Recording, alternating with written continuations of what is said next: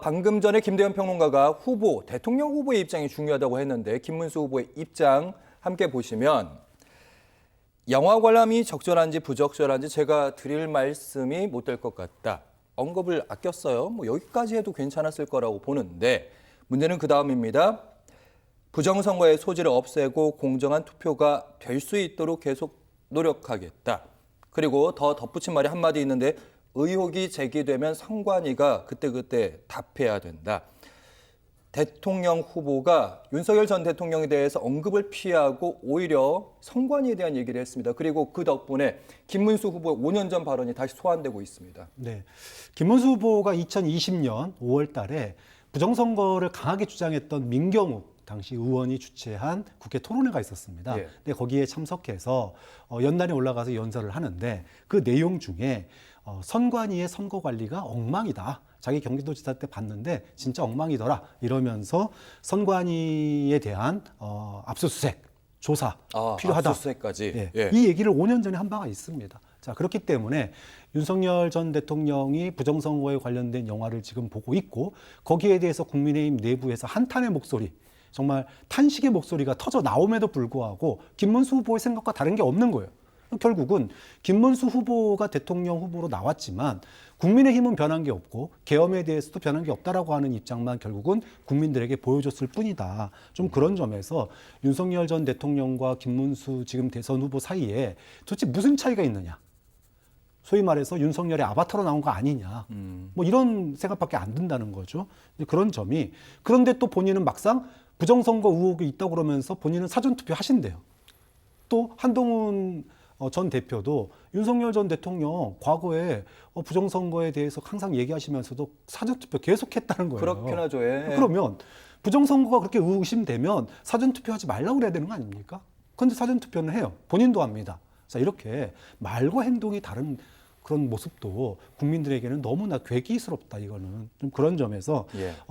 윤석열 전 대통령의 행보도 사실은 국민의 눈살을 찌푸리지만 그 부정선거의 늪에서 헤어나오지 못하는 국민의힘의 대선 후보들, 과연 국민의힘의 당원들, 계엄과 내란에 대해서 부정적인 의견을 가지고 있는 국민의힘의 당원들이나 국민들은 어떻게 바라볼지 그런 점에 있어서 참 국민의힘 아직도 정신 못 차렸다. 그런 생각이 드는 거죠. 국민의힘은 이제 박상원 교수께서 변한 게 없다 계엄 정과 이런 말씀하셨고 달라진 게 없다고 하셨는데 그렇다면 이번 선거 결국에는 윤석열 대 이재명으로 가게 되면 국민의힘 입장에서는 악몽인 상황인데 김문수 대 이재명으로 가야 되는 거잖아요. 지금 이렇게 끌려가면 안 되는 거잖아요.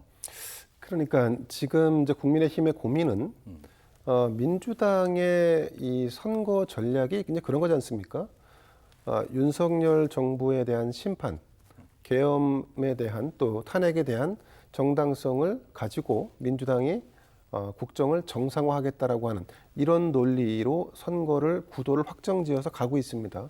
여기서 벗어나려고 애를 쓰고 있는 국민의힘 입장에서는 당연히 김문수 후보가 더 도드라져야 되는데 불구하고 그렇지 않은 것은 매번 윤석열, 김건희와 관련된 뉴스가 계속해서 쏟아지고 있고 그것을 민주당은 유효적절하게 활용하면서 그 구도를 깨지 않는 거죠. 그럼 결국은 전 정권에 대한 심판 구도로 대선이 치러지고 있고 이미 그것을 깨기는 상당히 좀 어려운 상황이죠. 더군다나 좀 전에 말씀드린 것처럼 김문수 국민의힘 후보가 윤석열 전 대통령과의 선긋기를 확실하게 했다면 그리고 이런 건 사실은 사전에 후보가 정해지기 전에 정당에서 이미 해야 했었던 일이죠. 그런데 그거를 오히려 하지 않고 윤석열을 지키는 방향으로 정당 운영을 가져가다 보니까 계속 스텝이 꼬였던 거고 결국 이 모든 질문 국민의힘의 대선 주자가 된 김문수 후보가 지게 됐는데 근데 김문수 후보의 장점이자 단점인 그 어떤 인성이랄까요? 이런 부분들이 그러니까 나는 어쨌든 대통령과 단절을 할 수 있지만 그거는 내가 살아온 내 인생관에 비춰볼 때 그가 아무리 죽을 죄를 지었다 하더라도 그걸 단절하는 것은 내 이렇게 속으로 그걸 받아들일 수 없다. 뭐 이런 느낌이에요. 그래서 인간적인 관계를 매정하게 끊지 못하는 부분도 이 김문수 후보와 이 윤석열 대통령의 관계가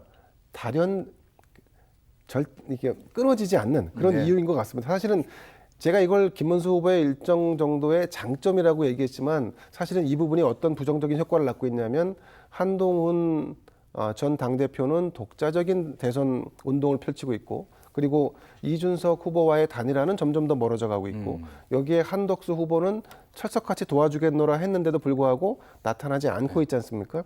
결국 지금 김문수 후보에게 남아있는 것은 윤석열의 그림자 속에 전략적인 이 표를 얻어오는 것이 아니라 약간 동정표 정도가 돌아오는 것이 아닌가. 저는 뭐 개인적으로는 예. 선거관리위원회가 사전투표라든가 아니면 부실 선거관리 부분에 있어서는 수정하고 고쳐야 할 부분이 있다라고 생각을 합니다. 근데 지금 이제 조금 국민의힘을 이해해 보자면 사전투표는 우리 입장에서는 불리해.